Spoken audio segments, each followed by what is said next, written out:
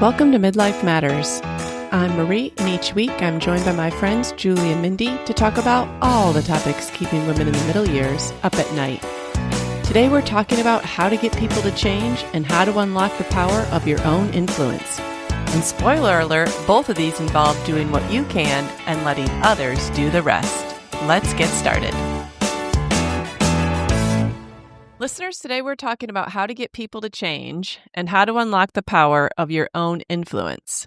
And spoiler alert, both of these involve doing what you can and letting others do the rest. Because today we're continuing our once-a-month series about the book Let Them by Mel Robbins. A New York Times bestseller, this book was written to help give people the tools to create a better life and better relationships. Once a month, we're reading a chapter or two and discussing how to put this theory into practice in our real lives. But as with all our book series, you do not have to be reading the book to enjoy this episode. So join us as we share our thoughts on the Let Them theory and how we've been putting it into practice. And we are looking at chapters 14 and 15. And don't worry, listeners, if you're reading, you're like, what happened to chapters 12 and 13? That's because we already did those in a previous episode, but we didn't know we were doing them. That was based on one of Mel Robbins' podcasts. So I will put a link to that episode in our show notes, but we're gonna skip chapters 12 and 13. And that was about friendship, and we've already done that episode. And we're gonna move on to how to get other people to do what you want them to do. But it's not very easy, is it, Mindy? So you're gonna kind of summarize chapter 14 for us. Okay, so chapter 14, it's funny because she says this is her most shared chapter out of the whole book, that this is what people want to know. How can I make somebody else change? Basically, and do what you want. And so you already hear the folly of it. And so she spends the entire chapter basically telling us to let them and that you can't. So we'll go into why she says this, but she really makes a logical argument as to what happens when you try to pressure people to change, the tension, the rift, and maybe the standoff that it can cause in a relationship with somebody that you care about. So this is quite important, and I'm thrilled that we won't end there, but we will get to chapter 15, which is where the money's at. Yeah. Yeah, we always do these chapters in pairs because you can't just leave it with the first chapter, which is what you can't do. And then the next chapter follows up with, well, what can you do? Yes. Yeah. And as I was reading these, I was thinking, really, none of these apply. I don't think I've ever really tried to get a friend to change. Sure, I might have offered advice, and I may have thought, why don't they do X, Y, or Z? But I don't spend a lot of time obsessing over why a friend won't change. But man, we tend to do these, like you said in your intro, Mindy, to the people that are closest to us. So like I've spent a lot of time obsessing over how to get my kids to do something or my husband to do something. And most of the time, you usually come to the end of your rope and realize I actually can't get them to do anything. But we do spend a lot of time trying to do that. And I like how she pointed out that it really didn't matter if you're right. It didn't matter if the consequences of their behavior is absolutely horrible or, how badly you want it. Those things are maybe good and true, but they really still don't affect someone's desire to change. Right. And let's just put in a category the changes that she's talking about are like getting healthier, getting off your phone, putting into practice some healthy habits or, things like that. Like we're not talking about someone who's really depressed or spiraling or, something that's more Addiction. Yeah. So in the grand scheme, we're talking about kind of some lifestyle changes almost. Right. And she does say at the end of these chapters that next couple chapters are going to be more about people spiraling. But yes, you're right. These are more about things that you wish you could get other people to do because you think it would be good for them. And I think that's most of us usually have at least one person in our life that we're thinking, oh, it'd be really good if they did this. I wonder why I can't get them to do this. Seems so easy. That's what she says. It seems so easy. Yeah. Why won't they change? Yeah. So, Mindy, what does it say happens when we start out on this path? Well, it creates tension, resentment, distance. She says basically every time you try to fight against human nature, that other person's human nature, you're going to lose.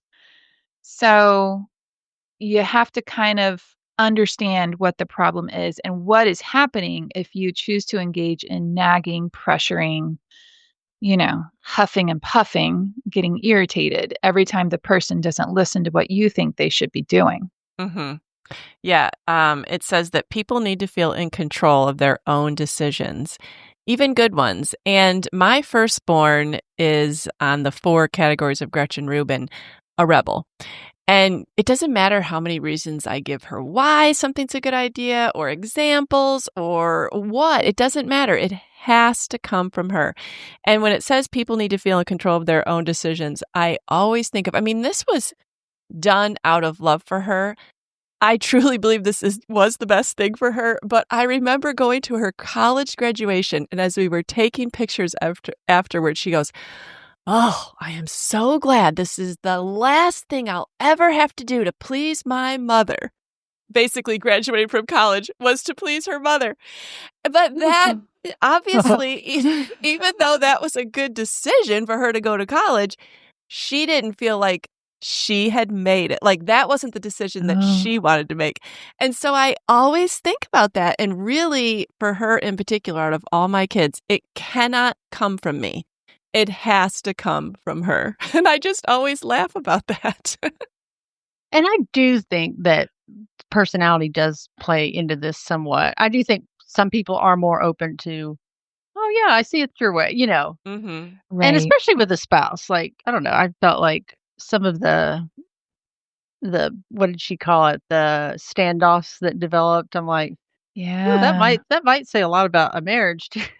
Mm. If everything leads to a standoff, Mm-hmm. Right. So Well, I'm glad you brought up the Gretchen Rubin, the 4 tendencies. Isn't that what it is? Yes. And because I thought about that and how we talked before about how to talk to each personality type, and we tried to figure out what our husband was, what we were, our kids were, so that we could try to influence change and Mhm. motivate them to change.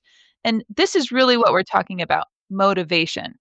And she clearly points out, Mel Robbins does, that the motivation has to come from the person to change. You cannot give somebody motivation. well, and if we didn't say this yet, just that when you push someone, it only makes them push back, and that's a I guess she was kind of saying that that's a science of brain chemistry. Like that's just the way we're wired is to kind of push back and resist because it is feeling like we're not in control, or it can be like that we're not in control of our own actions. Um, and that's why she said it needs to come from within. Mm-hmm.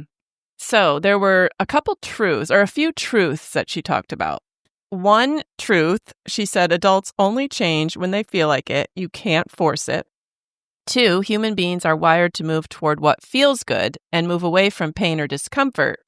Number 3, truth 3, every single person on the planet thinks they're the exception. People believe that warning labels, threats, and known risks don't apply to them.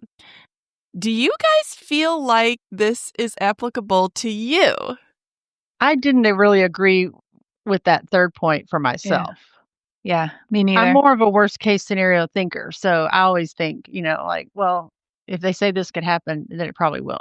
Oh, yeah. Right. Back in elementary school, when, the nurse is showing us pictures of what happens to your mouth if you don't brush your teeth. Oh, Yeah. I was brushing my teeth. You know what I'm saying? yes, yes. And she said it so emphatically, every single person on the planet. But like, I don't feel that way. And you guys don't feel that way. So that's 3 people that don't feel that way. But I will tell you that I am married to someone who 100% feels that way. He never thinks that any risk or contraindication would apply to him. It doesn't matter if he's just to have surgery and they've given him a long list of instructions like stay in bed or don't walk on your newly operated Achilles heel. Like don't do certain things. He starts working, get his eyes done. They say lay there and, keep your eyes closed after LASIK. And I catch him on his phone. Like, he always thinks that everything doesn't apply to him. Well, I mean, look at the Surgeon General warning on cigarettes, and a lot of people smoke. So, I mean, I guess there is a truth there. It just doesn't apply to every single person, but, Yeah. you know. Well, and I was thinking about one of my sons that I have to tell him the worst case scenario or he's not motivated. Like literally just with him, I have kids that are motivated by, positive reinforcement. They're like, "Oh, here's a reward. If you do well, you will get this." He's not Mhm. motivated by that. He's Mhm. motivated by, "If you don't do this, you're gonna end up in jail." "Oh, Right. I probably shouldn't do that." Yes. So I just thought that that was interesting that she made such a definitive statement, and I Right? really Mhm. don't fall into It's that like, category. Yeah, I thought that too. "No, no, I'm a rule follower, direction follower." Right, right, okay. Alright, but she does say people will do what they wanna do, so if pressure doesn't work, what will? So what does she say will work, Mindy? Okay, I loved the turning point, of this chapter, and she used some words I can really, really get behind. I love when she uses adjectives that speak to me, but she simply says, "People need compassion, not contempt." And so I thought that's a great transition statement towards where she's going. Mhm. Yeah, and I thought what contempt might look like is the disgusted sigh when he Mm, doesn't get off the couch, the judgmental look, or, the passive aggressive comment. Like, these are Right. all ways that just are not gonna motivate people, and I like what she said, like, she's kinda used this example throughout the 2 chapters of the husband knowing he needs to get healthier, but he's sitting on the couch eating chips, not exercising. And she said, when you've given him all those signals, like the anger, the disgusted sigh, all of that, you've just jumped right over the science of how hard it is to change. mhm, You've ignored that. And like, if you think about it for yourself, like change Yes. is really hard. Like, he's gonna have to put down those chips, go change clothes, get in the car, drive to the gym, and none of that feels good in the moment. Right. mhm, It's like, So I thought that yeah. was fair to acknowledge that it's not easy. mhm, No, and she said people are seeking comfort. And so trying to go to the gym when I'd rather be sitting on the couch, it's painful, painful, painful. Why would I want to do that? Mhm. And I appreciated when she said, "So now consider, has someone treated you this way? Has someone ever wanted you to change? And then how did it make you feel if they were nagging, sighing, looking at you, like judging you? How did that make you feel? Was it motivating or did it just make you mad?" Well, and also I think we tend to avoid uncomfortable situations. So if you're making someone feel uncomfortable by trying to get them to change, you may find yourself being avoided too. I don't know. Yeah. There's a lot that we instinctually do wrong. Like, I think all these things about, like, presenting all the reasons why and telling people what they should do and trying to lay out a plan, and I think that's our instinct, but a lot of times it works against us. So in chapter 15, she tries to get us to consider a different way. And what is this way, Mindy? So, in all of Mel Robbins' book, Let Them, she always states the problem with the let them words, and then she states the solution with the let me words. And so I appreciate chapter 15 because she said, once you let them, then the magic happens. When you let them seek comfort, when you let them do what they want to do, when you stop nagging and stop trying to motivate them or tell them what to do, then you can let me. And here's where the solution lies when you can bring comfort, not contempt. And so I'm thankful we're going to talk about this because she uses the word influence. We can't motivate, we can't change, but we can influence. Mhm. Yeah. And we live in a world of influence. Like, how many of us have been influenced to buy products by listening to people on social media talk about how it improved their lives? I mean, how many things have you ordered on Instagram, Julie? Yeah, we're all highly inspired by people around us. Yeah, when we see something working for someone, when we see someone finding success in something and the way they do something, we're like, "Oh, well, maybe I should try that myself." Mhm. Right. And so that is called social contagion. And so we can have social contagion for good and bad things. With the influencing, we are trying to have social contagion in a positive way. So we model the behavior we want to see in others. And I thought this was funny.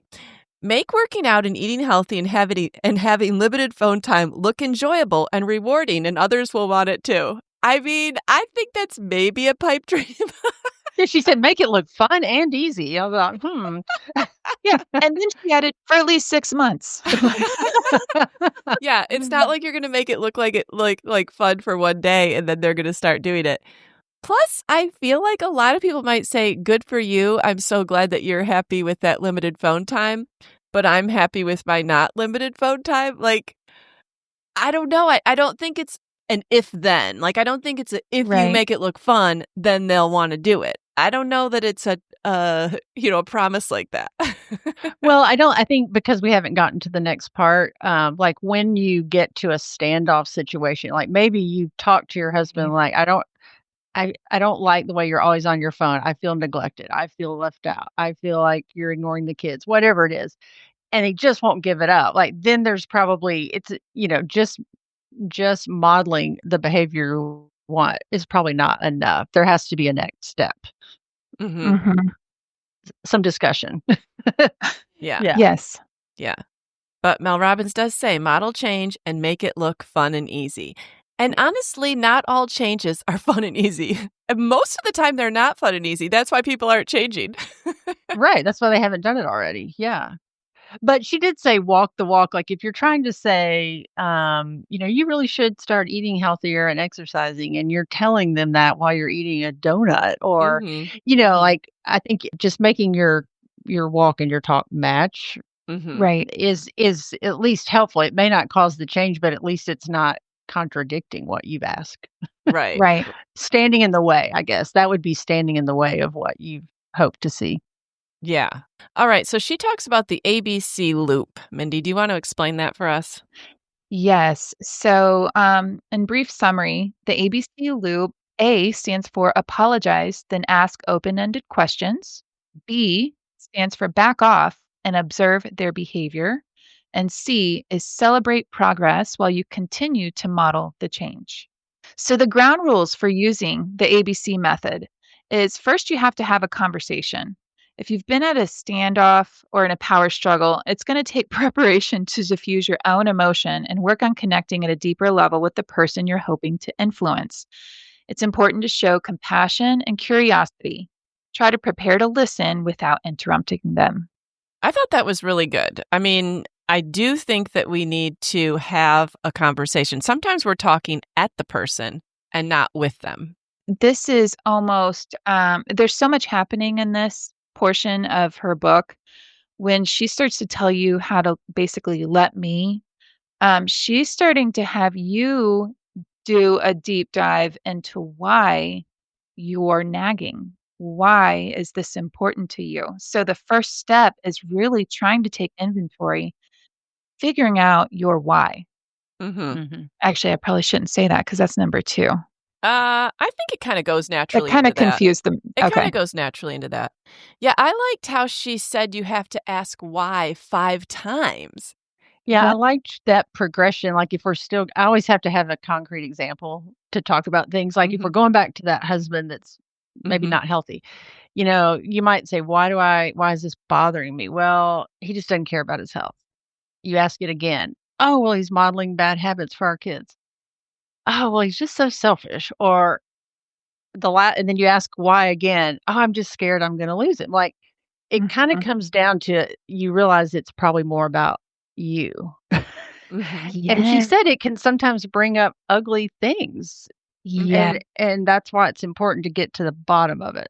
Mhm. This is probably one of the smartest things I've read in I this know. book. I know. I'm serious. Like, this 5 why question was created by, what was it? One of the Yeah, creators of Toyota. the Toyota Mhm. family. Yeah. And so this is really, really wise because to try to figure out your own motivation, will help you heal and have a breakthrough in the relationship. And so we're talking about somebody that we love here. We've kind of based our conversation on our husband or our children. And those relationships you want to last and be thriving. And so if you can figure out, why am I so irritated about this thing about them? Like, you have to start with yourself. And so this is really telling. And I appreciate that she laid it Mhm. out. I'm glad you went through that, Julie, to see how it kind of turns into, well, this is a deep-seated fear. Yeah, and that's a legitimate fear, like, "I'm scared you're not gonna be with me," and that would be something you could share with them that really might make them more receptive, but it could Mm. really reveal something ugly, and I thought another end that she talked about is, what if it was, "I think your behavior reflects badly on me," like, that's kind of an ugly thing that you might not wanna share with the person, but it Mhm. informs you as to what's really going on here. And Yeah. then if it is something really ugly about yourself, she said it kind of makes it easier to let go, to back off the pressure and Mhm. just and let them. Right.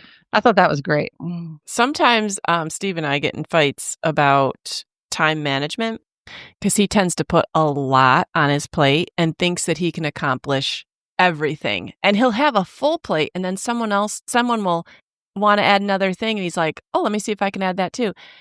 And I have had to really say, like, I don't really care about the actual activities. That doesn't matter to me. Like, maybe on the surface I say, "Oh, but you won't be able to have time for this or that." And he's like, "No, I can make time for it all." But what it's had to really deep down after the why, it comes down to, that's fine if you want to do all that, but I don't want you to turn around and act stressed about it towards me. Way before we get to that point, I'm always like, "No, don't agree to that. That's too many things." Not because I necessarily care about the things.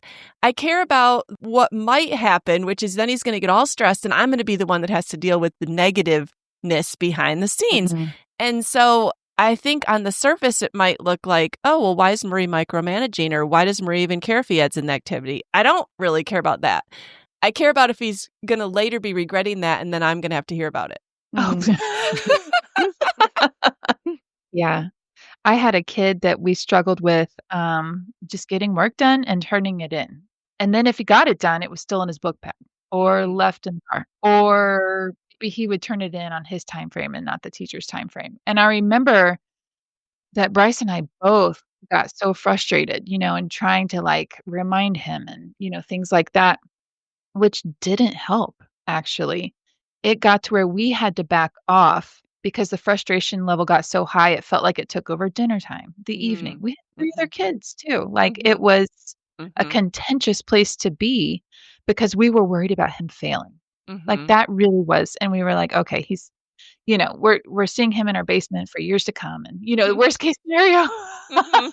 because he's not turning in his schoolwork. But really, we did have to make a concerted, decision to back off because nothing we said worked. And so until he took his own responsibility for his own work and behavior, did he succeed doing well.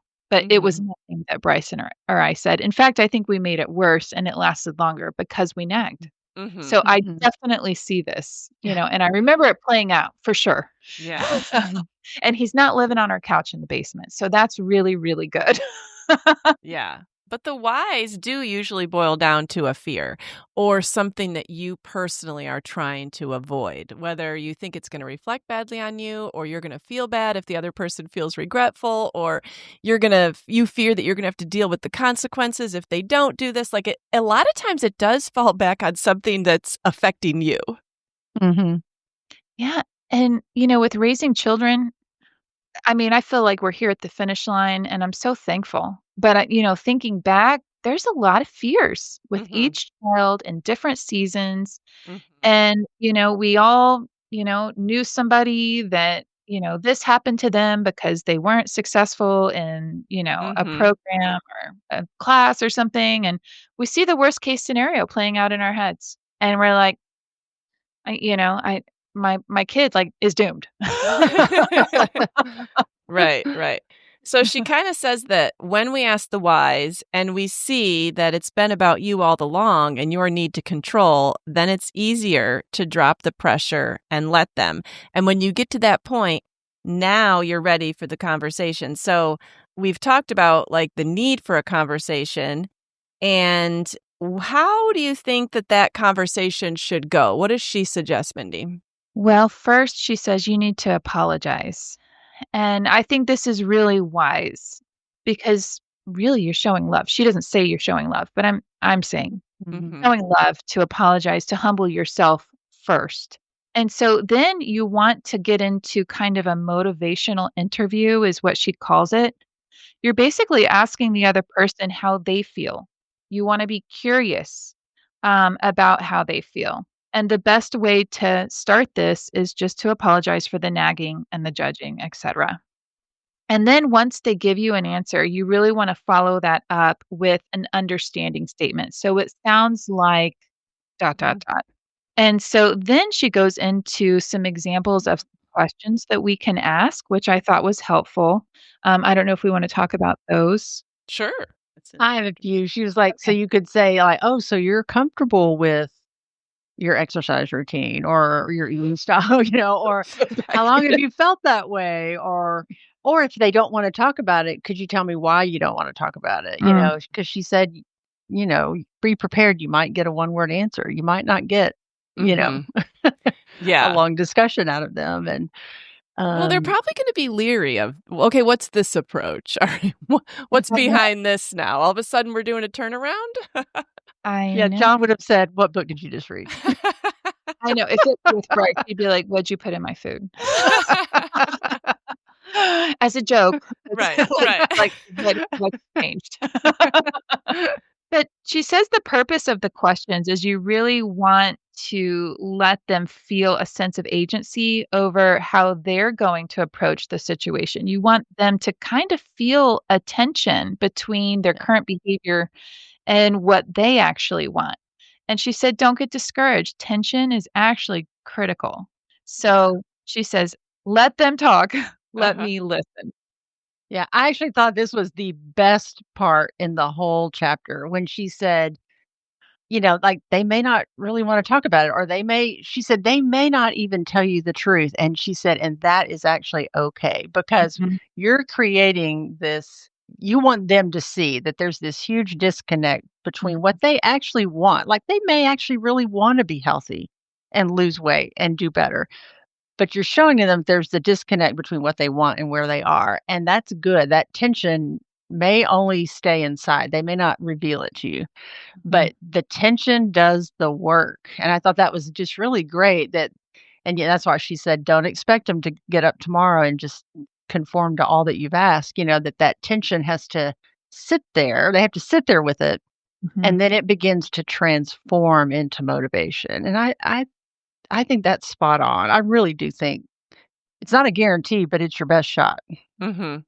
Yeah, I'm kinda laughing, Mindy. I'm thinking about your example of one of your kids who didn't wanna turn in their work, and so say you approach this conversation, you were like, "I'm sorry for nagging you about your work and, asking you about it every time," and then, like, when you ask the question, "So you're okay with failing?" Okay, and so you're okay with doing summer school? And, like, you're okay with not getting into college? You're Right. okay with living here and having no other options when you graduate. Like, they may even say, like you said, Julie, they may just flat out lie and not even tell you the truth. Mhm, They may sit there as Right. a teenager and say, "Yeah, I'm fine with that." But mhm. inside their head, a lot of times they really Yeah. aren't. And the Right. tension sits there, and then they start to think, "Well, am I okay with failing?" You know?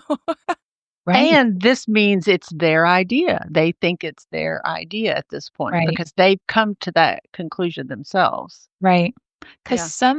some kids, some people, they have to decide. I mean, I think some people you can give the worst case scenario, like the 3 of us, we Mhm. all agree that if we were faced with, couch surfing for the rest of our lives or turning in our work, I mean, we would have been turning our work anyway. Like, Mhm. Yeah. we want the gold star, you know? Yeah, Mhm. But some people don't care about the gold star. yeah.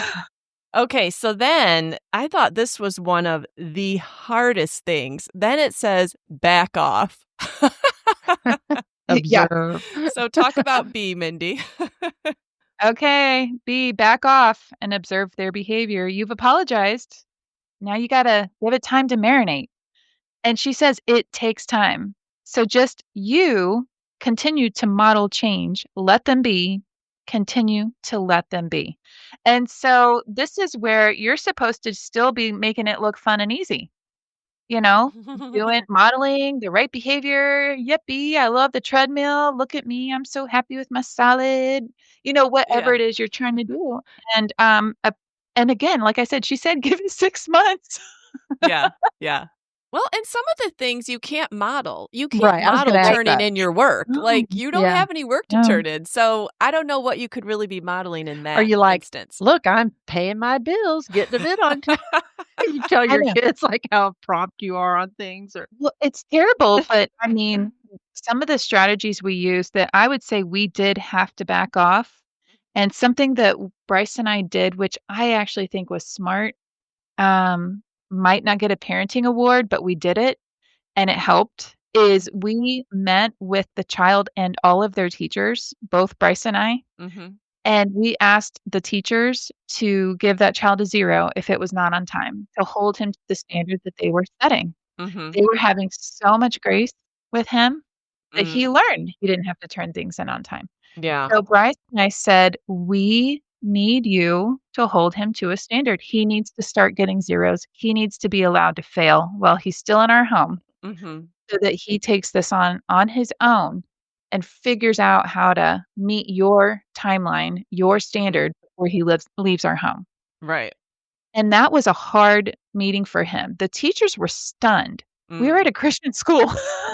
Most people are like, "Oh, give him another chance." They're like, "Oh, he's Mhm. so nice." I'm like, "Yeah, and you're hurting him." Yeah. Yeah. Mhm. So we're all in agreement, like, around this table. He's watching us. We're all in agreement. If you say it's due Friday, he doesn't turn in Friday, he gets a 0. Mhm. Mhm. Yeah. So, I would say that's what we had to do when you're the parent. Now, if this is a spouse situation, Mhm. a really close family member situation, it's different. Mhm. All right. So we need to back off. We need to let it marinate. We need to go against our instinct, which is to bring it up every time we talk to them. And we Ugh. can't be like, slyly looking. They know if you're watching. You Oh, yeah. you have to back off. There's no passive aggressive here. Right. Yeah, and she said something else. She said, "You really have to give up expectations at this point or else the resentment's gonna return. You're Mhm. Yeah. gonna you're gonna go right back to where you were." So it truly has to be hands off. Mhm. And I'd have to say, at this point, you'd have to change your mind about what you're focusing on Mhm. because if you're in a close relationship, you need to be focusing on the relationship over the, you know, Behavior. behavior that you're unhappy with Mhm. somehow. Yeah.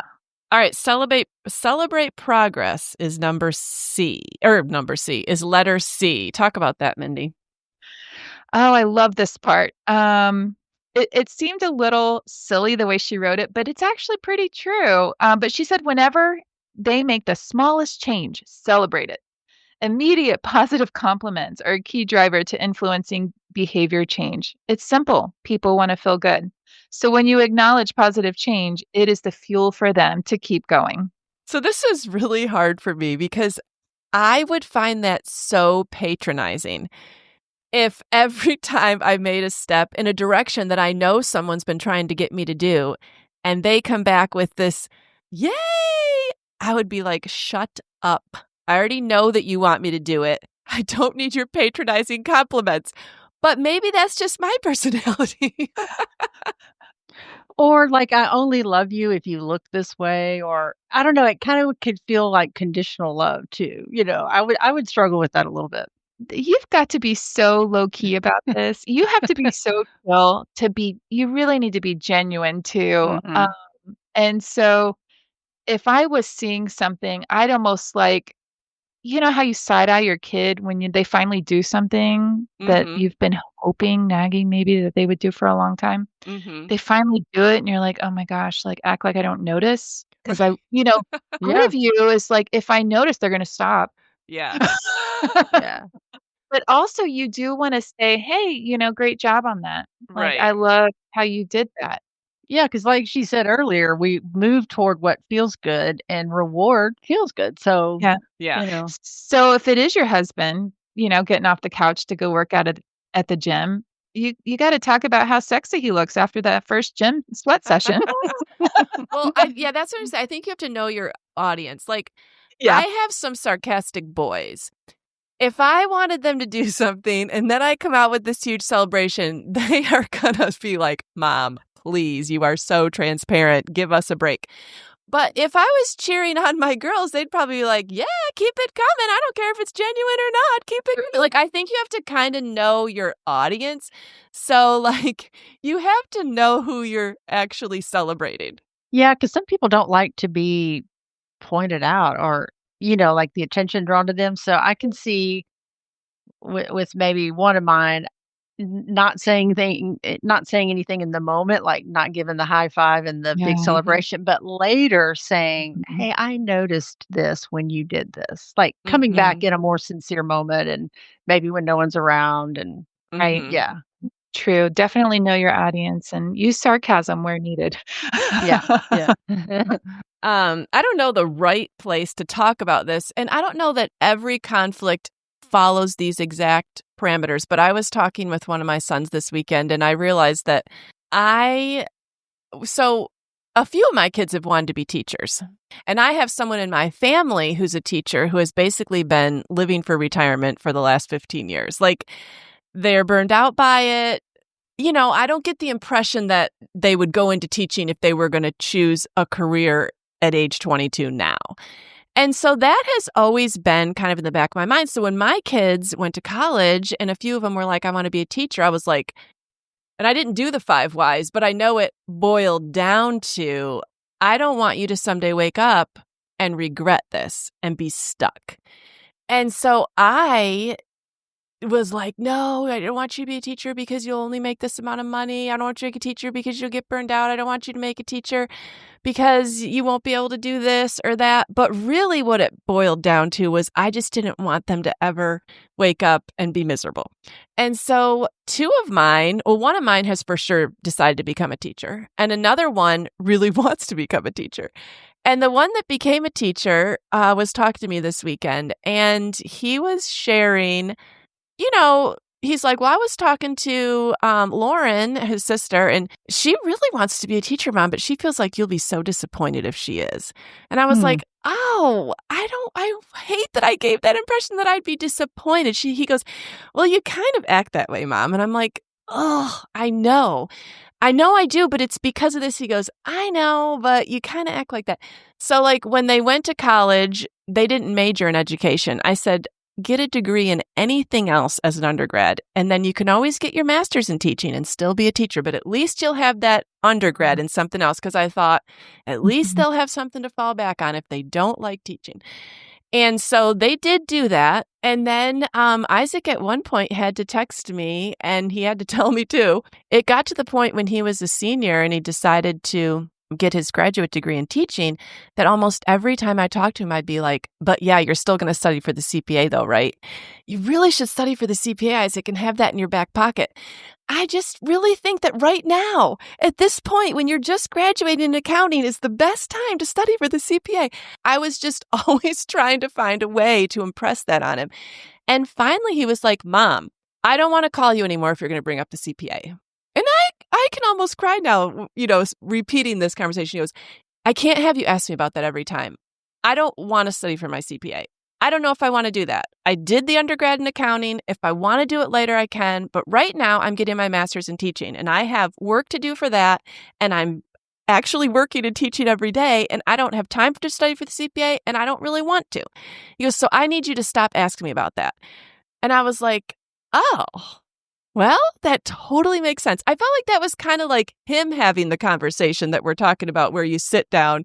And so I had to really apologize for like the nagging and the bringing it up. And I totally understood it when he parroted it back to me. But in my motherly mind, I was like, "Well, I got to get him to do the best thing for him." But I don't always Yeah. know what is the best thing for him.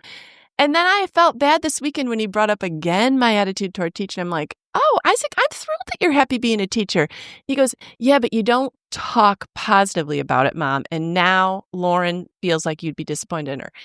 So I had to call Lauren and apologize and be like, I'm so sorry that I've said this. Like, deep down, I just don't want you to wake up and not have choices, but I'm fine. I am fine if you want to be a teacher. Like, I want you to be happy.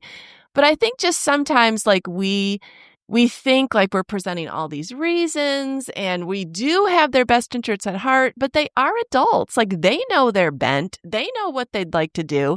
And in the end, I mean, I really am happy for them to be doing what they want to do. I think it just comes down to the why of sometimes we want something different. Like, I had to really look at my whys. And if my whys are actually true, and if those do turn out to be something that he does wake up and say someday, well, then he'll have to figure out how to do something different, not me. Yeah, they weren't his whys. Right. Yeah. Right. Yeah. And, I think that's one of the most beautiful conversations is when your kid tells you to back off and gives you all the reasons why. Mm-hmm. I love that. I I feel like we're communicating, and I'm so sorry. You don't want to keep doing the same old thing, that was Yes, causing sometimes problems. you don't realize how many times something Mhm. comes out of your mouth, you think, "Oh, I haven't impressed this on them," maybe they haven't heard me, or maybe I forgot to tell them, or maybe they don't understand my reasons. But when your kid is of an age and they're like, "Back off, and here are my reasons for what I'm doing," I'm like, "I just feel like you grew up so much by putting me in my place, and I just couldn't respect you more. And I love your choices. I love your whys. And I actually needed to hear that because now I feel complete peace about what you're doing because you Mm. thought it through. You have reasons, and you had to stand up to me to do it." Yes, that's exactly how I felt. I was like, okay, here's another adult, and I don't even want to be in that parenting position anymore. I don't even want to be trying to decide these things for them. I'm thankful that they're adults, and I'm thankful for them to tell me, look, I have heard you, and I understand what you're saying, but I'm deciding something different, and can you let that go? And I'm like, yes, I can let that go. I could even celebrate that.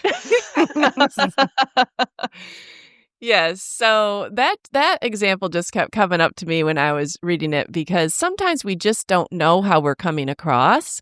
Yeah. And it wasn't me sitting down to have the conversation. It was him sitting down to have the conversation with me. Way to go.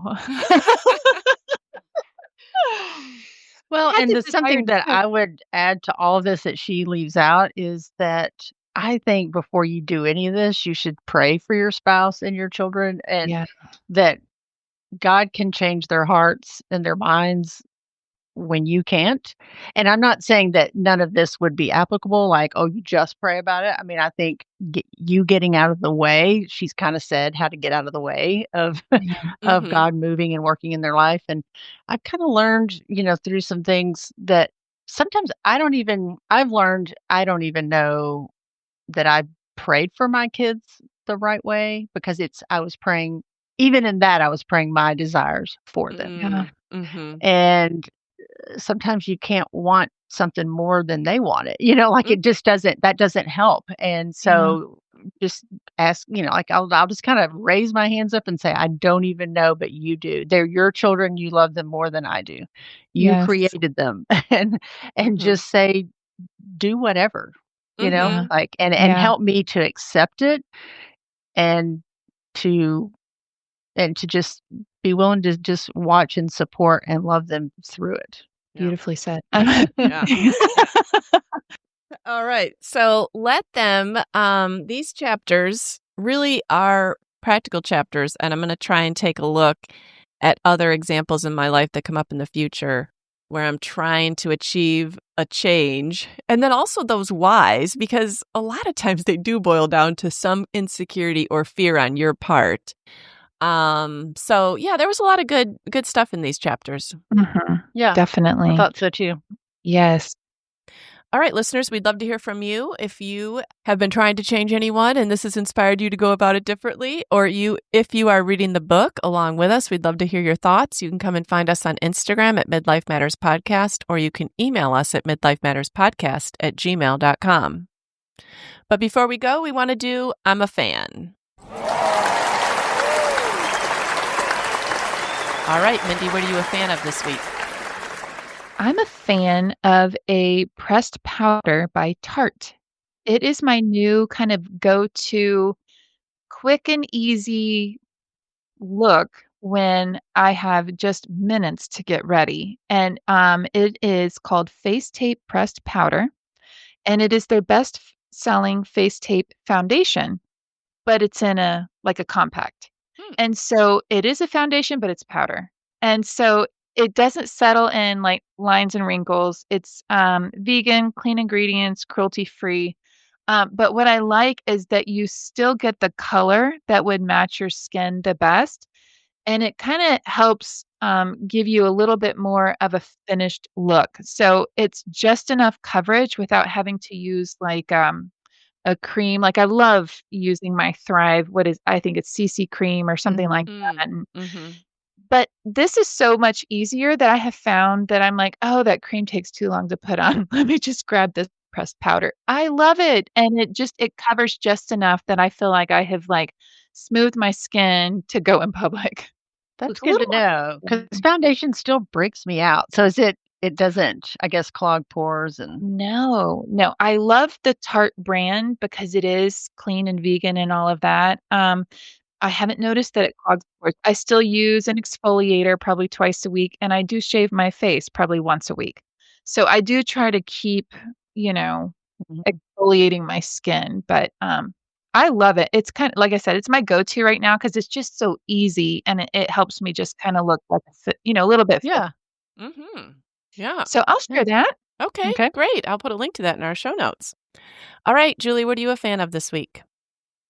All right. I spent last week with my daughter in Texas, and I always come back with good new recipes because she's a good cook. And so I had company. As soon as I got back, I had company for the last 3 days, and so I wanted to cook something that was good. And my I'm a fan is this Japanese barbecue sauce. It's called bachans.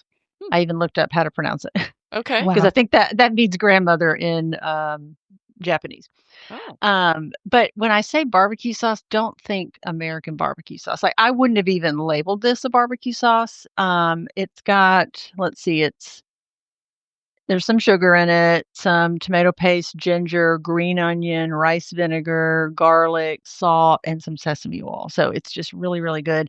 And all we did was brown ground beef, and she said you can do it on turkey or chicken, but it's really good on this to make like a Japanese beef bowl.